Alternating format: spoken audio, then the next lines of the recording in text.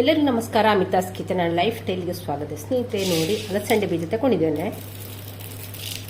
ಹಾಗೆ ಇಲ್ಲಿ ಒಣ ಕಟ್ ಪೀಸ್ ಮೀನು ತಗೊಂಡಿದ್ದೇನೆ. ಕಟ್ ಪೀಸ್ ಮೀನು ಅಂದರೆ ನೋಡಿ, ಬಲ್ಯಾರ ಎಲ್ಲ ಇರ್ತದಲ್ಲ, ತೊರಕ್ಕೆ ಬಲ್ಯಾರ ಎಲ್ಲ ಇರ್ತದಲ್ಲ, ಅದ್ರದ್ದು ಕಟ್ ಮಾಡಿ ಇಟ್ಟಿರ್ತಾರೆ. ಅದಕ್ಕೆ ಕಟ್ ಪೀಸ್ ಅಂತ ಹೇಳುದು. ಎಲ್ಲ ಕಟ್ ಮಾಡಿ ಇಟ್ಟಿರ್ತಾರೆ, ಅದಕ್ಕೆ ನಾವು ಇದನ್ನು ಕಟ್ ಪೀಸ್ ಅಂತ ಹೇಳುದು. ಈ ಕಟ್ ಪೀಸ್ ಮೀನು ಉಂಟಲ್ಲ, ಯಾವುದಕ್ಕಾದ್ರೂ ಬೆರಕೆ ಹಾಕಿ ಸಾರೆಲ್ಲ ಮಾಡಿದ್ರೆ ತುಂಬ ಒಳ್ಳೇದಾಗ್ತದೆ. ನಾನು ಇವತ್ತಿದನ್ನು ಅಲಸಂಡೆ ಬೀಜಕ್ಕೆ ಹಾಕಿ ಒಂದು ರೆಸಿಪಿ ಮಾಡ್ತೇನೆ, ನೀವು ನೋಡಿ. ಹಾಗೆ ಇದು ಬಟ್ಟಲು ಬೆರಳು ಎಲ್ಲ ನೆಕ್ಕಿ ನೆಕ್ಕಿ ಊಟ ಮಾಡುವಂಥ ಒಂದು ರೆಸಿಪಿ. ಹಾಗಾದ್ರೆ ಬನ್ನಿ, ಅಮಿತಾಸ್ ಕಿಚನ್ಗೆ ಹೋಗುವ ರೆಸಿಪಿ ನೋಡ್ಕೊಂಡು ಬರುವ. ಇವಾಗ ಈ ಮೀನಿಗೆ ತಣ್ಣೀರು ಹಾಕಿ ಒಂದು ಅರ್ಧ ಗಂಟೆ ಹೀಗೆ ಬಿಡುವ, ಆಯ್ತಾ. ಚೆನ್ನಾಗಿದ್ರೆ ಉಪ್ಪು ಎಲ್ಲ ಹೋಗಬೇಕು, ಹೀಗೆ ನೆನಿಲಿ ನೀರಲ್ಲಿ. ಜಾಸ್ತಿ ನೀರು ಹಾಕಿ ಒಂದು ಅರ್ಧ ಗಂಟೆ ಹೀಗೆ ಇದನ್ನು ಬಿಡುವ. ಇದರಲ್ಲಿರುವ ಉಪ್ಪಿನ ಅಂಶ ಎಲ್ಲ ಹೊರಗೆ ಬರಬೇಕು. ಅನಂತರ 3-4 ಸಲ ಚೆನ್ನಾಗಿ ವಾಶ್ ಮಾಡಿಕೊಂಡ್ರೆ ಆಯಿತು. ಇಲ್ಲಿ ನಮಗೆ ಇದು ಪೂರ್ತಿ ಅಲಸಂಡೆ ಬೀಜ ಬೇಡ, ಸ್ವಲ್ಪ ಅಲಸಂಡೆ ಬೀಜ ಸಾಕು.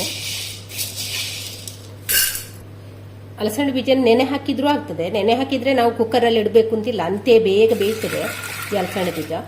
ಇವಾಗ ಇದನ್ನು ಚೆನ್ನಾಗಿ ವಾಶ್ ಮಾಡ್ಕೊಳ್ಳ. ಇವಾಗ ಇದಕ್ಕೆ ಕಟ್ ಮಾಡಿದಂತಹ ಒಂದು ಈರುಳ್ಳಿಯನ್ನು ಹಾಕ್ತಾ ಇದ್ದೇನೆ. ಒಂದು ಟೊಮೆಟೊವನ್ನು ಕೂಡ ಹಾಕುವ. ಸ್ವಲ್ಪ ಕಾಯಿ ಟೊಮೆಟೊ ಇದ್ರೆ ಒಳ್ಳೇದಾಗ್ತದೆ. ಇವಾಗ ಇದಕ್ಕೆ ನೀರು ಹಾಕ್ತಿದ್ದೇನೆ. ಅಲಸಂಡೆ ಬೇಯಲಿಕ್ಕೆ ಎಷ್ಟು ನೀರು ಬೇಕು ಅಷ್ಟು ನೀರನ್ನು ಹಾಕಿದ್ರೆ ಆಯಿತು. ನೋಡಿ, ಇಷ್ಟು ನೀರು ಹಾಕ್ಕೊಂಡಿದ್ದೇನೆ. ತುಂಬ ನೀರು ಹಾಕಿ ಬೇಯಿಸ್ಕೊಳ್ಬೇಡಿ. ತುಂಬ ನೀರು ಹಾಕಿದ್ರೆ ಉಂಟಲ್ಲ, ಬೇಗ ಅಲಸಂಡೆ ಬೇಯುವುದಿಲ್ಲ. ಎಷ್ಟು ಬೇಕು ಅಷ್ಟು ಮಾತ್ರ ಹಾಕಿದ್ರೆ ಸಾಕು. ಇನ್ನಿದ್ದನ್ನು ಮುಚ್ಚಳ ಹಾಕಿ 3 ವಿಶಿಲ್ ಕೂಗಿಸ್ಕೊಳ್ಳ. ಇಲ್ಲಿಗ ಮಿಕ್ಸರ್ ಜಾರ್ಗೆ ತೆಂಗಿನಕಾಯಿ ತುರಿ ಹಾಕ್ತಾ ಇದ್ದೇನೆ. ಇವಾಗ ಇಲ್ಲಿ ಹುರಿದಂಥ ಮೆಣಸನ್ನು ತಗೊಂಡಿದ್ದೇನೆ, ಬ್ಯಾಡಗೆ ಮೆಣಸು ತಗೊಂಡಿದ್ದೇನೆ. ಹಾಗೆ ಊರ ಮೆಣಸು ಕೂಡ ತಗೊಂಡಿದ್ದೇನೆ. ಯಾವಾಗಲೂ ಪದಾರ್ಥ ಮಾಡೋದು ಉಂಟಲ್ಲ, ಬ್ಯಾಡಗೆ ಮೆಣಸು ಮಾತ್ರ ಹಾಕಿಕೊಳ್ಬೇಡಿ, ಟೇಸ್ಟ್ ಅಷ್ಟು ಚೆನ್ನಾಗಿರುವುದಿಲ್ಲ. ಅದ್ರ ಜೊತೆಯಲ್ಲಿ ಊರ ಮೆಣಸು ಕೂಡ ಹಾಕಿಕೊಳ್ಬೇಕು. ಈಗ ಮೆಣಸಿಗೆ ಸಾರಿಗೆ ಒಂಚೂರು ಮೆಣಸು ಜಾಸ್ತಿ ಬೇಕು. ಮೀನು ಹಾಕಿದ ಕಾರಣ ಮೆಣಸು ಸ್ವಲ್ಪ ಜಾಸ್ತಿ ಬೇಕು. ಖಾರ ಸ್ವಲ್ಪ ಜಾಸ್ತಿ ಇದ್ರೆ ಒಳ್ಳೇದಾಗ್ತದೆ, ಇಲ್ಲದ್ರೆ ಸ್ವಲ್ಪ ಸ್ವೀಟ್ ಸ್ವೀಟ್ ಅನಿಸ್ತದೆ. ಹಾಗಾಗಿ ಮೆಣಸು ಸ್ವಲ್ಪ ಜಾಸ್ತಿ ಹಾಕ್ಕೊಂಡಿದ್ದೇನೆ. ಅದರ ಜೊತೆಯಲ್ಲಿ ಹುಣಸು ಹುಳಿ, ಹಾಗೆ ಈರುಳ್ಳಿಯನ್ನು ಕೂಡ ಹಾಕ್ತಾ ಇದ್ದೇನೆ. ಬೆಳ್ಳುಳ್ಳಿ ಒಂದು 5 ಎಸಳು ಬೆಳ್ಳುಳ್ಳಿ, ಅರಶಿನ, ಇವಾಗ ಇಲ್ಲಿ ಕೊತ್ತಂಬರಿ, ಜೀರಿಗೆ, ಮೆಂತೆ ಎಲ್ಲವನ್ನು ಕೂಡ ಒಟ್ಟಿಗೆ ಹಾಕಿ ಹುರಿದು ಹುಡಿ ಮಾಡಿಟ್ಟುಕೊಂಡಿರುವಂತಹ ಹುಡಿ ಪೌಡರ್ ಅದನ್ನು ಹಾಕ್ತಾ ಇದ್ದೇನೆ. ನಾವಿಲ್ಲಿ ಹುಡಿ ಮಾಡಿ ಇಟ್ಟುಕೊಂಡ್ರೆ ಉಂಟಲ್ಲ, ಬೆಳಗ್ಗೆ ನನಗೆ ಸುಲಭ ಆಗ್ತದೆ. ಹಾಗೆ ಎಲ್ಲ ಕೊತ್ತಂಬರಿ, ಜೀರಿಗೆ, ಮೆಂತೆಯನ್ನೆಲ್ಲ ಹುರಿದು ಹುಡಿ ಮಾಡಿ ಇಟ್ಟಿದ್ದೇನೆ. ಇವಾಗ ಎಲ್ಲವನ್ನು ಸೇರಿಸಿಕೊಂಡಾಯಿತು. ಇವಾಗ ಇದಕ್ಕೆ ರುಬ್ಲಿಕ್ಕೆ ಆಗುವಷ್ಟು ನೀರನ್ನು ಹಾಕಿಕೊಂಡು ನಯವಾಗಿ ರುಬ್ಬಿಕೊಂಡು ಬರುವ. ಎಷ್ಟು ನಯ ಆಗ್ತದೆ ಅಷ್ಟು ನಯವಾಗಿ ರುಬ್ಬಿಕೊಳ್ಳಿ. ಇವಾಗ ಮಸಾಲೆಯನ್ನೆಲ್ಲ ನಯವಾಗಿ ರುಬ್ಬಿಕೊಂಡಾಯಿತು. ಇವಾಗ ಇದನ್ನು ನಾವು ಪಕ್ಕಕ್ಕೆ ಇಟ್ಕೊಳ್ಳುವ. ಇಲ್ಲಿ ಅಲಸಂಡೆ ಬೀಜವನ್ನು 3 ವಿಶಿಲಕ್ಕೆ ಕೂಗಿಸಿಕೊಂಡಿದ್ದೇನೆ. ಅಷ್ಟು ಕರೆಕ್ಟಾಗಿ ಬೇಯಲಿಲ್ಲ ನೋಡಿ, ಇಷ್ಟು ಚೆನ್ನಾಗಿ ಬೇಯಲಿಲ್ಲ ನೋಡಿ. ಇಷ್ಟು ಬೆಂದರೆ ಸಾಕು, ತುಂಬ ಜಾಸ್ತಿ ಬೇಯಿಸಿ ಪಿಚ್ಕ ಮಾಡಲಿಕ್ಕಿಲ್ಲ. ಇವಾಗ ಇದನ್ನು ಈ ಮಣ್ಣಿನ ಪಾತ್ರೆಗೆ ಹಾಕಿ ಬೇಯಿಸ್ಕೊಳ್ಳ.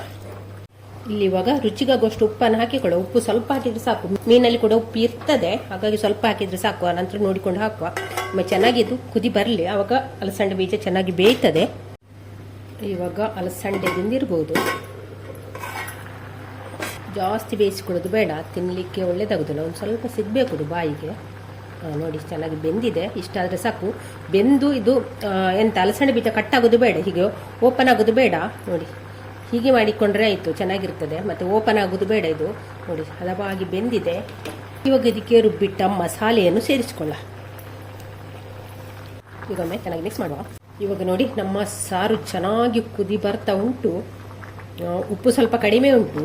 ಇವಾಗ ಇದರಿಂದ ನಾನು ಸ್ವಲ್ಪ ಪದಾರ್ಥವನ್ನು ಬೇರೆ ಒಂದು ಪಾತ್ರೆಗೆ ತೆಗಿತೇನೆ. ಯಾಕೆಂದರೆ ನಮ್ಮಲ್ಲಿ ಜನಿವಾರ ಹಾಕದ ಭಟ್ರುಗಳು 2 ಇದ್ದಾರೆ. ಅವರಿಗೆ ಈಗ ನಾನು ಸ್ವಲ್ಪ ರಸವನ್ನು ಇದರಿಂದ ತೆಗಿತಿದ್ದೇನೆ. ನೆನೆ ಹಾಕಿದಂಥ ಮೀನನ್ನು 3-4 ಸಲ ಚೆನ್ನಾಗಿ ವಾಶ್ ಮಾಡಿಕೊಂಡಿದ್ದೇನೆ. ಇವಾಗ ಇದನ್ನು ಇದಕ್ಕೆ ಈ ಮೀನಿಗೆ ಹಾಕುವ. ಹಾಕಿ ಒಮ್ಮೆ ಚೆನ್ನಾಗಿ ಮಿಕ್ಸ್ ಮಾಡುವ. ನಮಗೆ ಒಂದು ಸ್ವಲ್ಪ ಬೇಯಲಿ. ಬೆಂದ ನಂತರ ಇದರ ಟೇಸ್ಟ್ ನೋಡ್ಕೊಳ್ಳಿ, ಉಪ್ಪು ನೋಡ್ಕೊಳ್ಳಿ ಕರೆಕ್ಟ್ ಉಂಟಂತ. ಬೇಯುವಾಗ ಉಂಟಲ್ಲ, ಮೀನಲ್ಲಿದ್ದಂಥ ಉಪ್ಪು ಇದಕ್ಕೆ ರಸಕ್ಕೆ ಬಿಡ್ತದೆ. ಆನಂತರ ಉಪ್ಪನ್ನು ಅಡ್ಜಸ್ಟ್ ಮಾಡಿಕೊಂಡ್ರೆ ಆಯಿತು. ಫಸ್ಟಿಗೆ ಟೇಸ್ಟ್ ನೋಡ್ಕೊಂಡು ಉಪ್ಪು ಹಾಕಿಕೊಳ್ಳೋದು ಬೇಡ. ಮೀನು ಚೆನ್ನಾಗಿ ಬೇಯಲಿ. ಒಂದು 2 ನಿಮಿಷ ಸಾಕು. ಚೆನ್ನಾಗಿ ಕುದಿ ಬಂದರೆ ಈ ಮೀನು ಕೂಡ ಬೇಯ್ತದೆ. ಹಾಗೆ ಇದಕ್ಕೆ ಕಟ್ ಮಾಡಿ ಇಟ್ಟುಕೊಂಡಂಥ 1 ಕಾಯಿ ಮೆಣಸು ಮತ್ತು ಶುಂಠಿಯನ್ನು ಕೂಡ ಇದಕ್ಕೆ ಹಾಕುವ. ನೋಡಿ ಇವಾಗ ಇದು ಚೆನ್ನಾಗಿ ಕುದಿ ಬರ್ತಾ ಉಂಟು. ಇದರ ಟೇಸ್ಟ್ ನೋಡಿಕೊಳ್ಳಿ. ಉಪ್ಪು ಕಡಿಮೆ ಇದ್ರೂ ಕೂಡ ಹಾಕ್ಲಿಕ್ಕೆ ಹೋಗಬೇಡಿ. ಒಂದು ಸ್ವಲ್ಪ ಹೊತ್ತಾದ ನಂತರ ಉಪ್ಪು ಮೀನಿನಿಂದ ಬಿಡ್ತದೆ. ಆಗಿದೆ, ಸ್ಟವ್ ಆಫ್ ಮಾಡಿದ್ದೇನೆ. ಹಾಗೆ ಮುಚ್ಚಳ ಕೂಡ ಮುಚ್ಚುವ. ಇದಕ್ಕೆ ಒಗ್ಗರಣೆ ಮಾಡುವ ಅವಶ್ಯಕತೆ ಇರುವುದಿಲ್ಲ. ಒಗ್ಗರಣೆ ಎಲ್ಲ ಮಾಡ್ಲಿಕ್ಕೆ ಹೋಗಬೇಡಿ. ಸ್ನೇಹಿತರೆ ಬನ್ನಿ, ಸಾರು ರೆಡಿ ಆಯಿತು. ಹಾಗೆ ಊಟ ಕೂಡ ಮಾಡುವ. ಕುಚ್ಚಲಕ್ಕಿ ಅನ್ನ, ಬೀನ್ಸ್ ಪಲ್ಯ, ಹಾಗೆ ಮೀನ್ ಸಾರು. ವಾವ್, ಅದ್ಭುತ. ನಿಮಗೆ ನೋಡುವಾಗಲೇ ಬಾಯಲ್ಲಿ ನೀರು ಬರ್ಬೋದಲ್ಲ. ಹಾಗಿದ್ರೆ ಒಂದು ಲೈಕ್ ಮಾಡಿ. ಹಾಗೆ ನಾಳೆ ಬ್ಲಾಗ್ ಅಥವಾ ರೆಸಿಪಿ ಸಿಗೋಣ. Take care.